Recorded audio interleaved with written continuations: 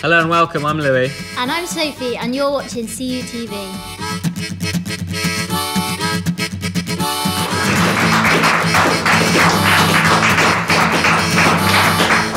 In the studio with us now is singer-songwriter and former college student Ryan Inglis.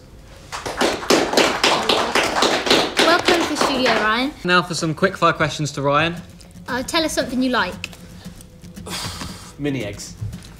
Tell us something you dislike. People who park in two spaces but they take up, they park in one space but take up two. They can die. What have you learned this week?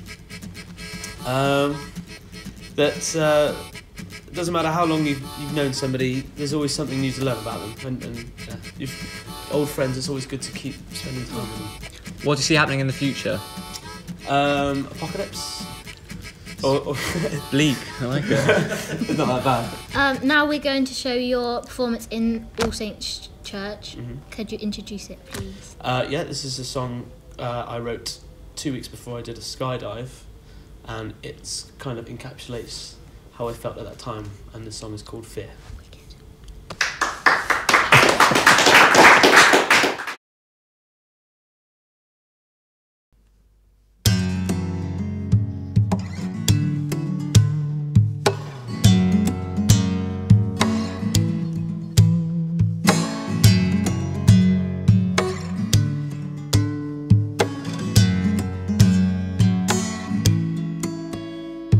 The Greek called me phobia, you can call me fear.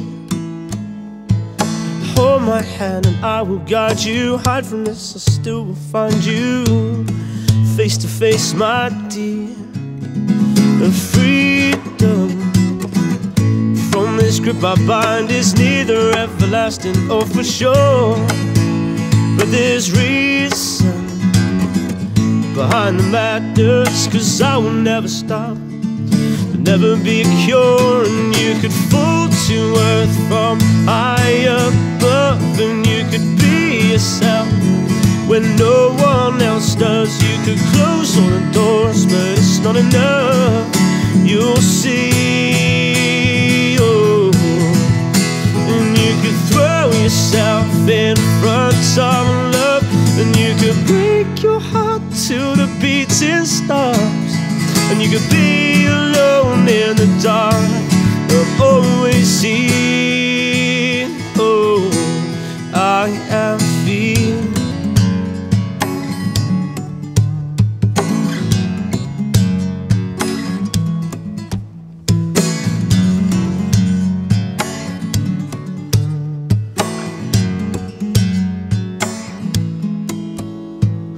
Meek, I have control of you. Strong ones who I fear. The bold ones can do defy you. I hide from them as they continue to face their fears. And freedom from this grip I bind is neither everlasting or for sure. But there's reason behind the madness, 'cause I will never stop. There'll never be a cure, and you could fall to earth from high above, and you could be yourself when no one else does. You could close all the doors, but it's not enough.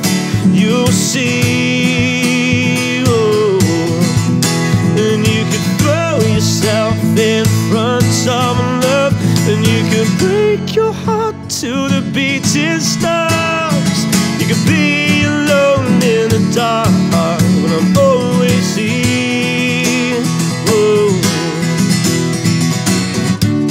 However you perceive me, be in no doubt that the only reason I am here is because you let me. When the lights go out, I can only feed on the grip you hold so tight of me.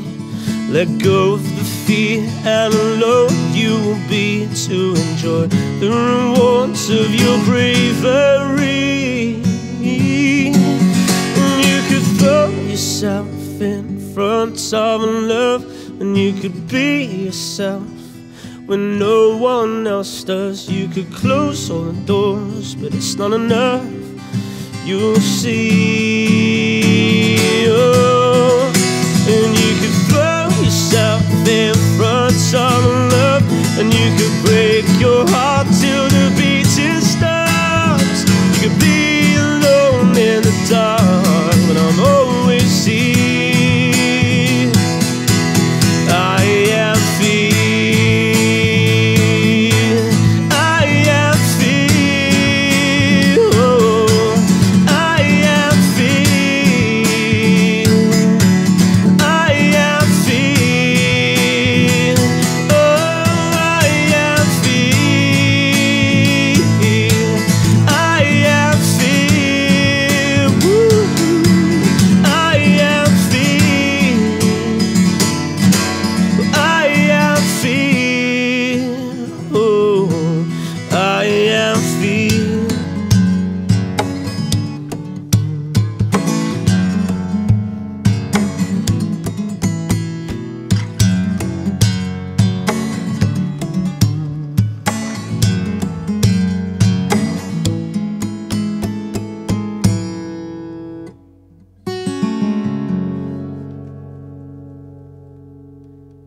Earlier today, you were interviewed by our music specialist, Richie Blake, in the green room. And here's that interview now.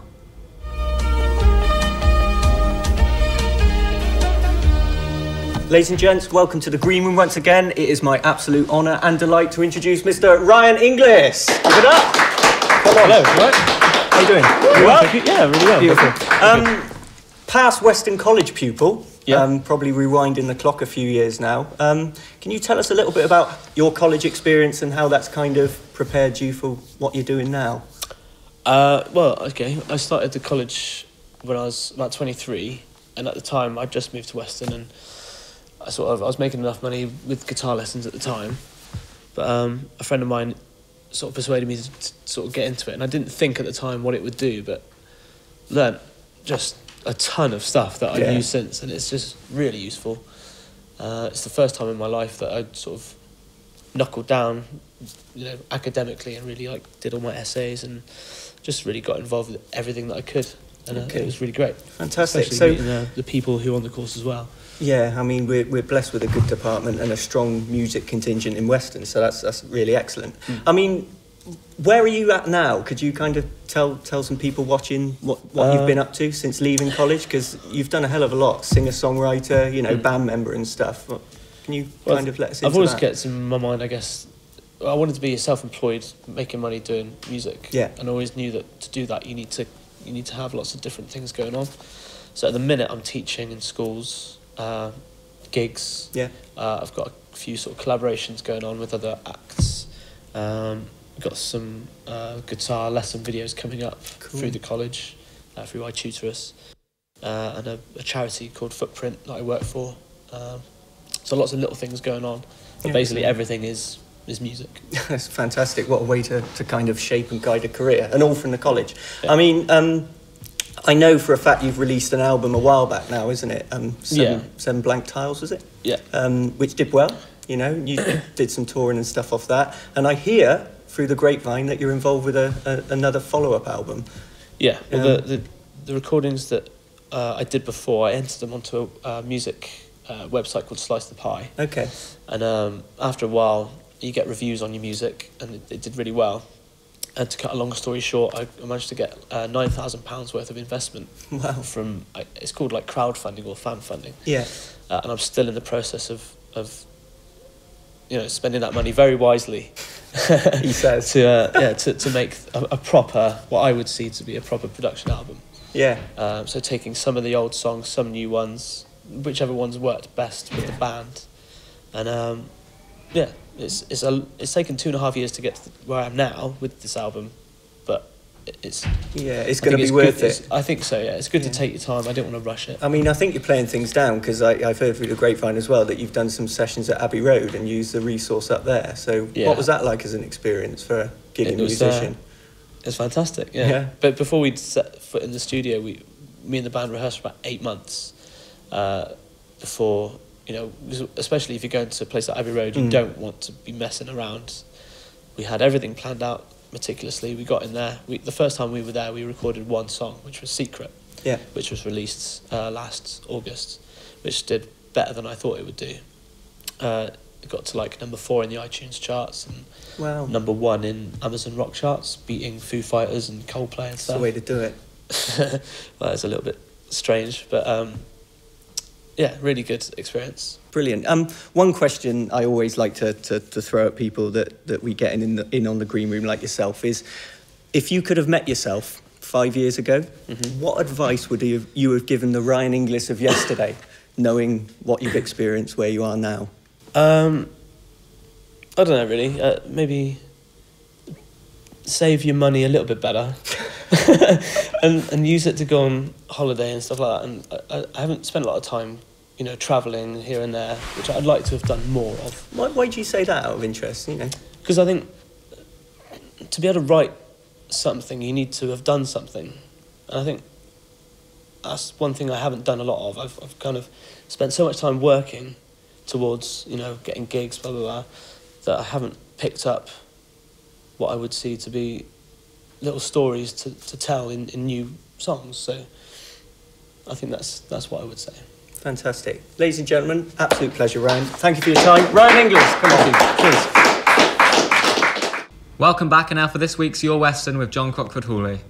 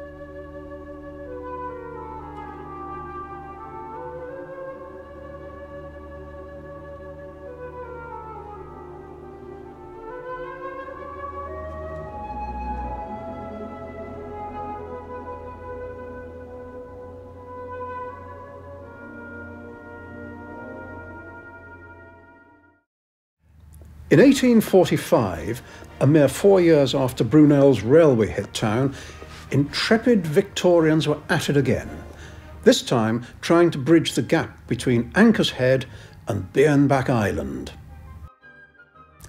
Local bigwigs had engaged Bath engineer James Dredge to build a chain bridge between the mainland and the island. It failed.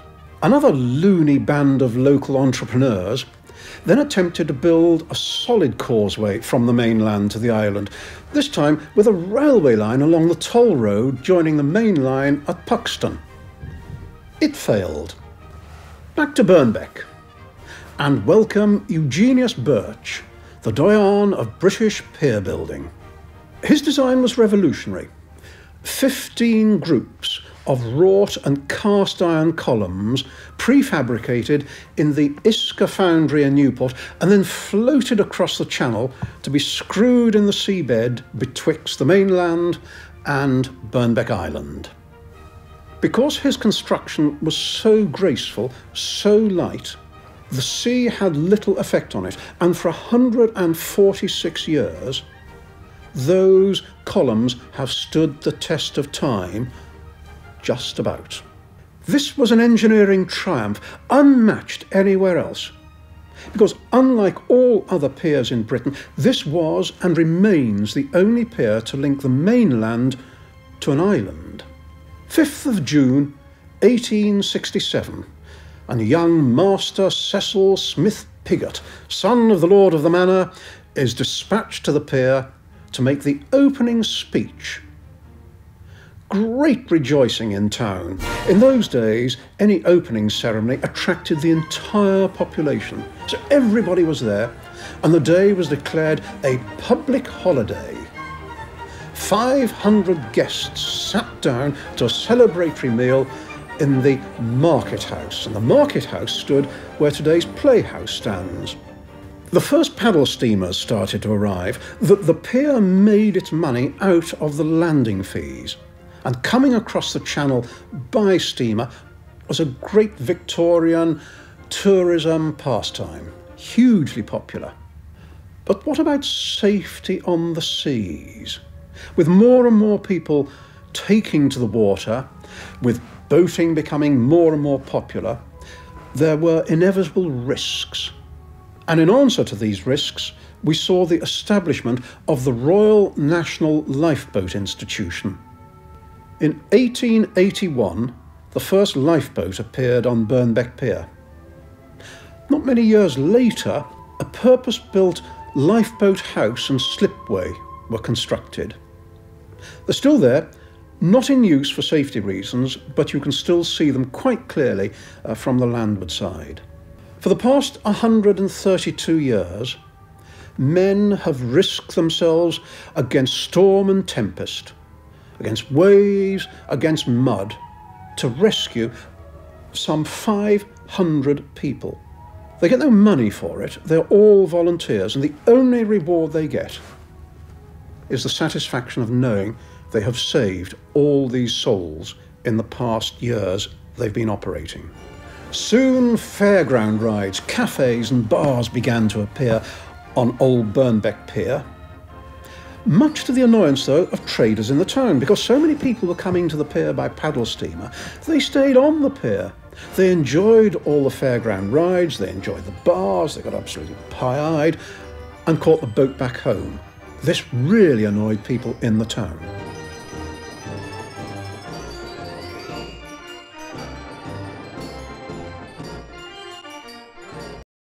There's something of a tradition in Weston-super-Mare. Piers catch fire. Burnbeck Pier on Boxing Day 1867 went up in flames. A new architect was soon on the scene. Hans Fowler Price. He is the man who built our original college, that wonderfully flamboyant building which stands in Lower Church Road. Hans Fowler Price's handsome clock tower on the pier is still there, just about. 37 years after Burnbeck Pier opened, a new pier arrived on the scene, the Regent Street Pier, or Grand Pier as it became known.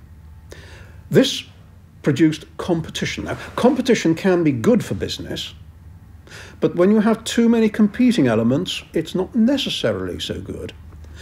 And before long, both Burnbeck Pier and the Grand Pier became bankrupt. Project forward to World War II.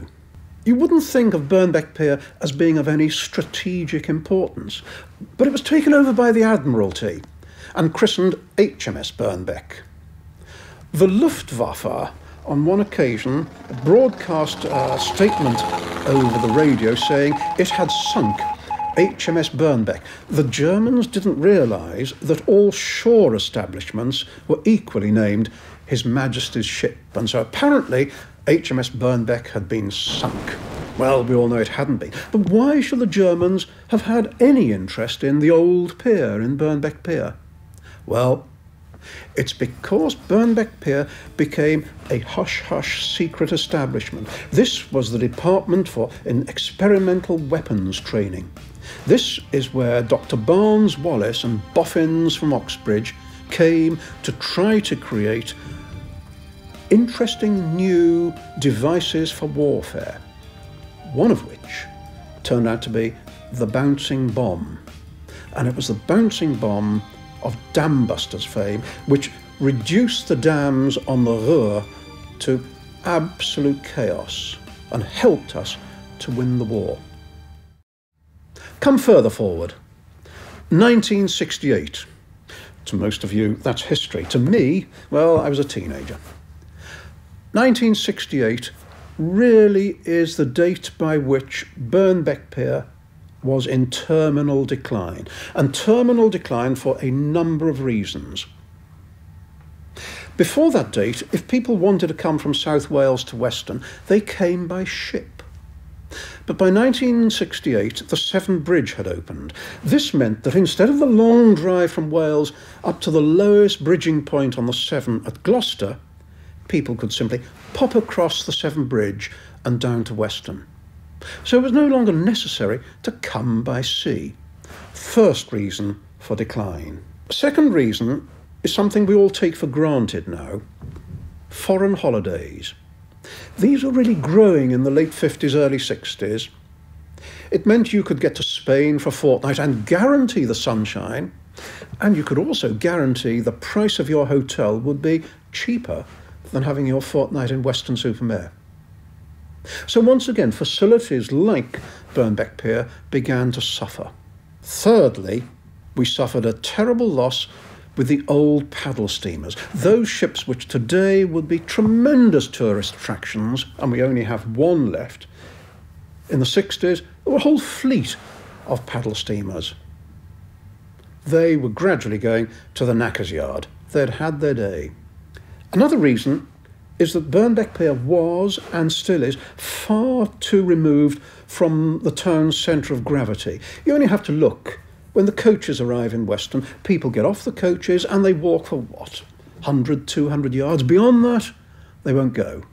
And Burnbeck is just too far beyond that centre of gravity. And probably the most interesting and final reason for the pier's demise is that by the end of the 60s, Wales had decided to change the law. So in Wales, you could not drink on a Sunday. The entire principality was dry. So if you wanted a drink, you were a coal miner, a steel worker, you fancied a jug of ale on a Sunday, you got on a ship and came to Weston-super-Mare. Wales changed the law, and from that day onwards, you never had to set foot in England to have a beer on the Sabbath. By the end of the 60s, early 70s, this once proud old girl had become tired. Decay was setting in. Nobody was quite sure what to do with the pier. And for the decades since then, various grand ideas have been put forward. Nothing has happened. What is going to happen? Who knows? If anybody out there has access to some lottery funding, you know a very good cause.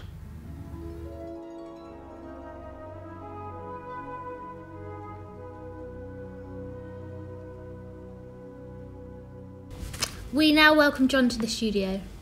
Hello. So you brought a little spade with you, John. Can you tell us a little bit about that? What an introduction. It's a little spade. Well, actually, it's a solid silver trowel. And this was used by Master Cecil Hugh Smith Piggott, who was the Lord of the Manor's young son, to lay the foundation stone at Burnbeck Pier in 1864. So the little lad, he was only a little boy at the time, used that, heaved the first bit of cement, plopped it down, and 150 years later, the old girl is still standing as a result of that trowel. Wow. Or shovel, as you call it, or spade. Spade.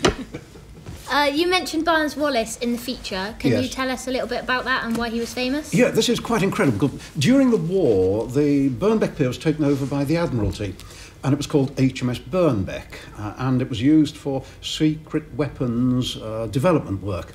Barnes Wallis, Dr. Barnes Wallis, who was a great explosives expert and engineer, he was there with a secret team trying to create a bouncing bomb, which of course they succeeded in creating in the end, which was used to completely obliterate the Ruhr dams, which then flooded the German industrial area below water. So it was very important. Interestingly, the Germans, of course, being very thorough, decided one day in their radio broadcast they had sunk HMS Burnbeck. They assumed that everything with the letters HMS was actually a ship. But it was the British tradition to name shore bases HMS as well. So the Germans had sunk the old pier. What do you think is the future for the pier? Future for well, who knows? Who knows? I mean, do you have a crystal ball? I don't know. The poor old thing is sinking into the sea. The very reason, the raison d'etre for it being there has now gone. The Severn Bridge opened in 1968, so people no longer have to drive all the way up to Gloucester, to the lowest bridging point over the Severn. They can just come across the River Severn. People go away on proper holidays where they expect sunshine. You go off to Spain, more cheaply than going to a British resort. The old pier's too far out of Weston to be a hub for tourism in the town.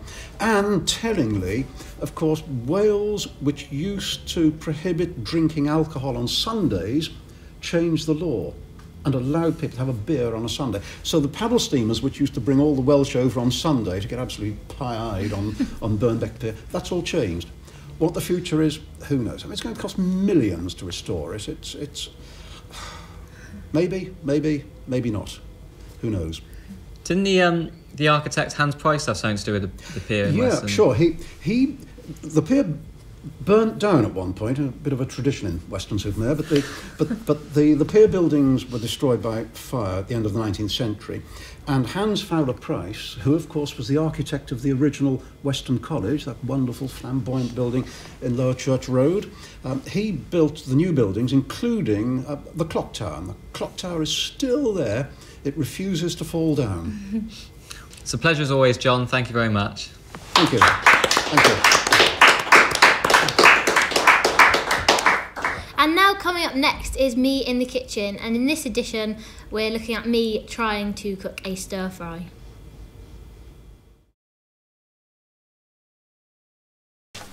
Hi, welcome to Sophie in the kitchen. I'm going to be working with Tony Rawlins today. He is the chef assessor at Weston College. What we're going to be doing today. Okay, we're going to do vegetable stir fry today. We're going to learn how to prepare all the vegetables and finish it, cooking it in the right order and finishing it with appropriate sauce.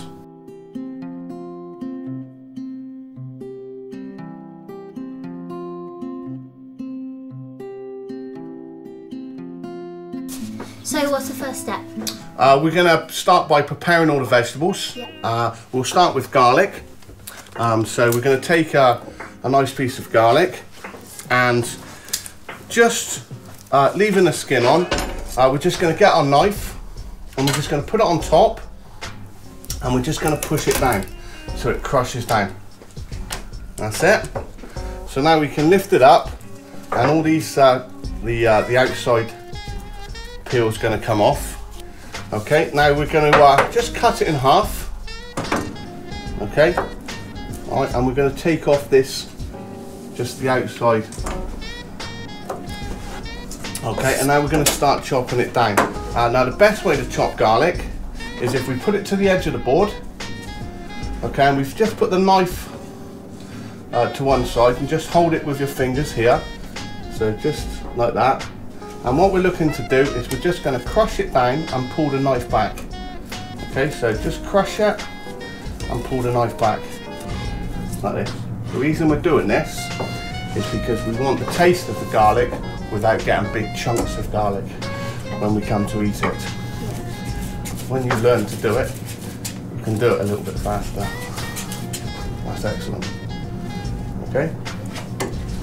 Okay, so we're just going to pick that up onto our knife and we're just going to scrape it to one edge of our board. Okay. And now we're going to start on with the onions. We're going to use a red onion here for some nice colour.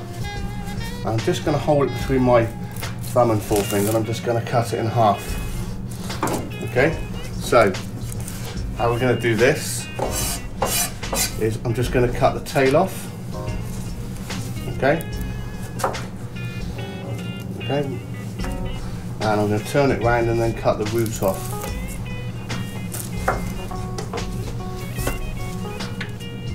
Okay, and I'm going to pull off the outside leaves. You don't want these in, they're quite bitter. Okay, excellent. Okay, now we're just going to slice the onion down, but how we're going to do that is we're just going to take our fingers and we're just going to bend the end of our fingers in and we're just going to run the knife down the bit of the knuckle. Okay, so bend your fingers right in, you don't want to lose them, and then we're just going to run the knife down, just cutting it like that. Once we get it down so far and it becomes a little bit unstable, we're just going to flip the onion over. Okay, and we're just going to cut down.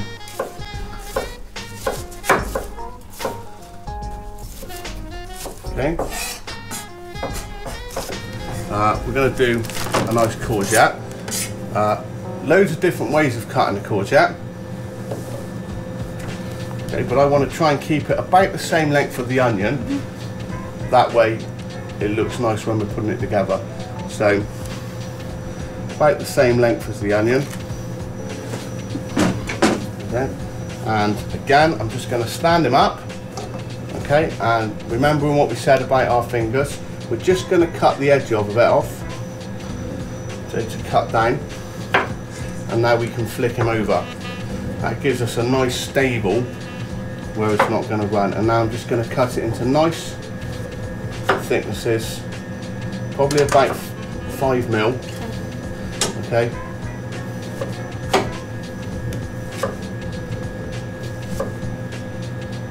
And again, same way we've got to the onion. When it becomes a little bit unstable, just turn that over.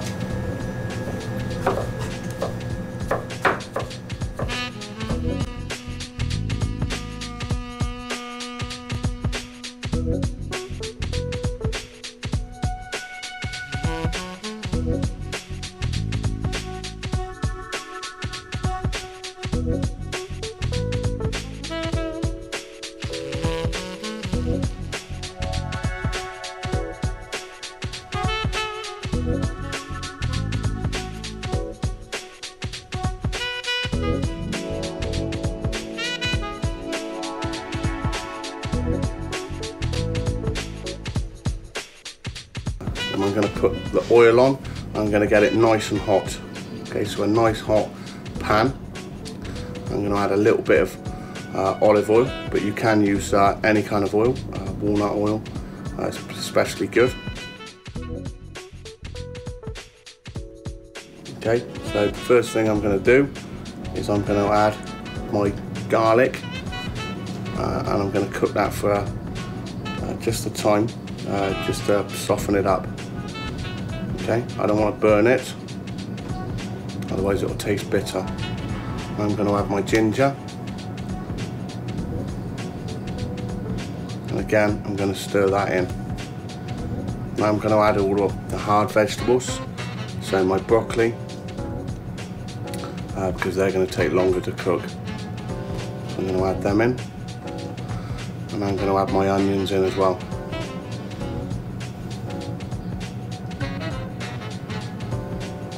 Turn the heat down slightly. Again, I'm going to stir fry this, just giving it a good minute,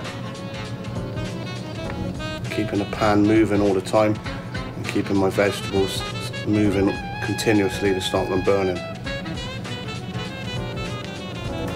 Nice flick of the pan.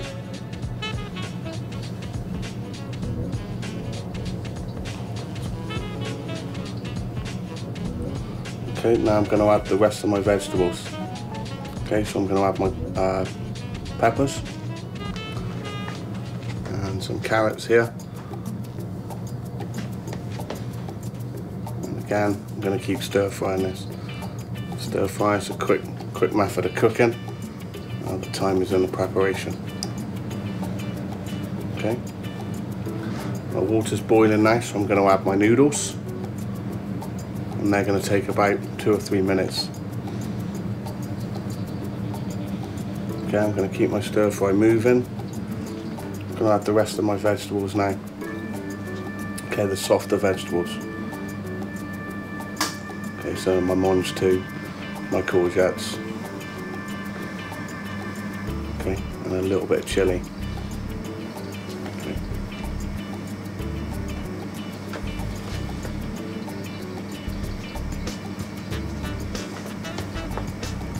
Making sure this is all nicely on the move all the time, otherwise it's going to burn. I'm just going to turn the heat down slightly, turn it up rather.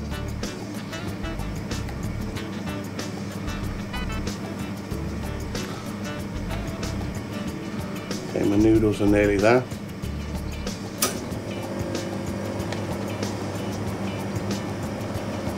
Okay, if you can't flick it in the pan, I'm just going to use a spoon to just keep it on the move.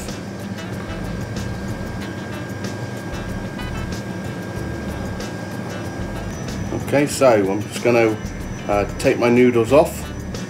Okay, and I'm just going to drain them through a sieve. Okay, so just being careful I don't splash myself here. Just into a sieve. Cable. Okay, and I'm going to shake the water out and I'm going to add them into a bowl. Okay, and making sure my wok's not left unattended for too long. Just going to add a little bit of pepper and just a little bit of salt. Okay, and I'm going to add a little bit of olive oil just to my noodles, and this will help stop them sticking. Okay, I'm just going to, just in the bowl, I'm just going to toss them around. Okay, so they're nicely coated in the olive oil. Okay, so back to my stir fry. And I'm just going to add them into my wok. And I'm going to finish the stir fry process. Okay, I'm going to finish it with a little bit of fish sauce. Obviously, if you're vegetarian here, you need to omit this, and finish it with some soy sauce. Okay, I'm just going to heat that back up so it's nicely heated all the way through, and just finish that cooking now, and I'm going to serve that in a bowl. One last toss, and one vegetable stir fry.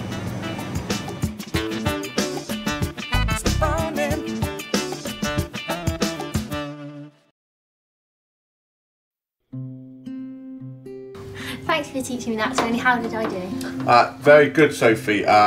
Taste it and see what it tastes like. Oh, delicious.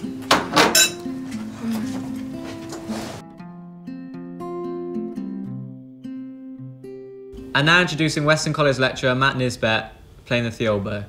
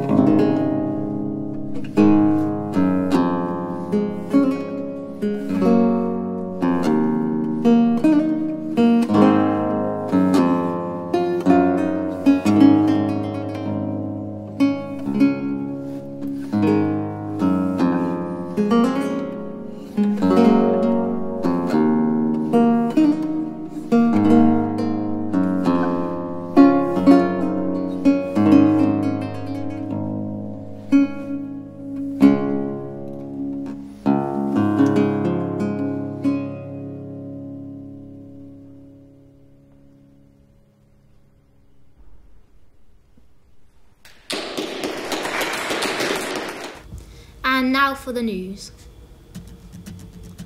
Felicity Aston, who led an all-female expedition to the South Pole, came in to talk to the students today to give an aspirational speech. I count myself very fortunate to have found a way to turn what I love doing into a way of earning a living. So I love going on expeditions, having adventures, and I've managed to find a way to earn a living out of doing that. The annual celebration of success was held to a packed house at the Winter Gardens. Let's get on with the celebration of success. The awards this evening will reflect significant progress from students from right across the college at all levels. And that's all for this episode. Thank you for watching. And playing us out is Ryan Inglis performing his song Half of the Whole.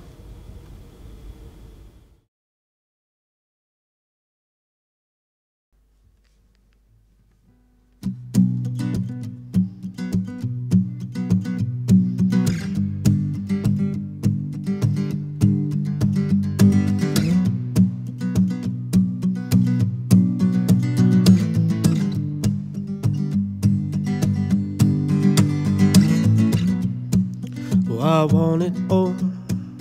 I want it all.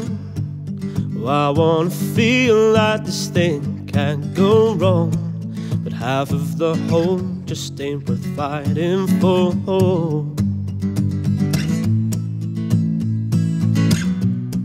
But my heart is yours, my heart is yours, but each breath that I hold can only last for so long. Oh, I could defend you, but you'd break down the walls.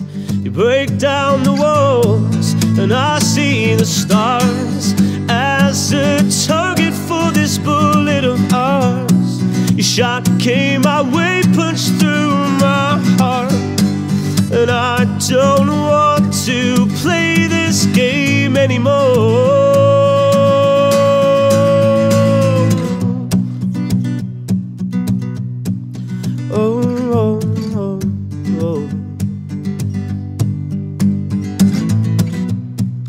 I wanna hold, I wanna hold, while you give it back with a grip just as strong. But half of the whole just ain't worth fighting for.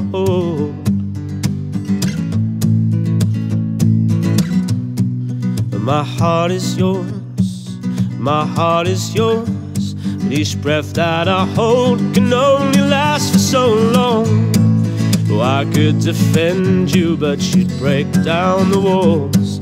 You break down the walls, and I see the stars as a target for this bullet of ours. Your shot came my way, punched through my heart, and I don't want to play this game anymore. I'm fighting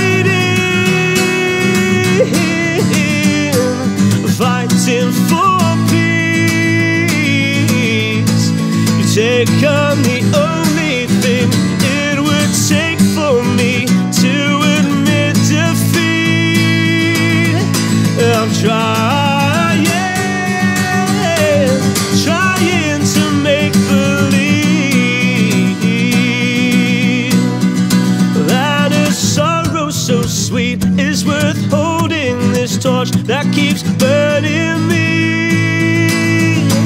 I see the stars as a target for this bullet of ours. Your shot came my way, punched through my heart, and I don't want to play this game anymore. And I see the stars as a target for this bullet of ours. Your shot came my way, punched through my heart, and I don't want to play this game anymore.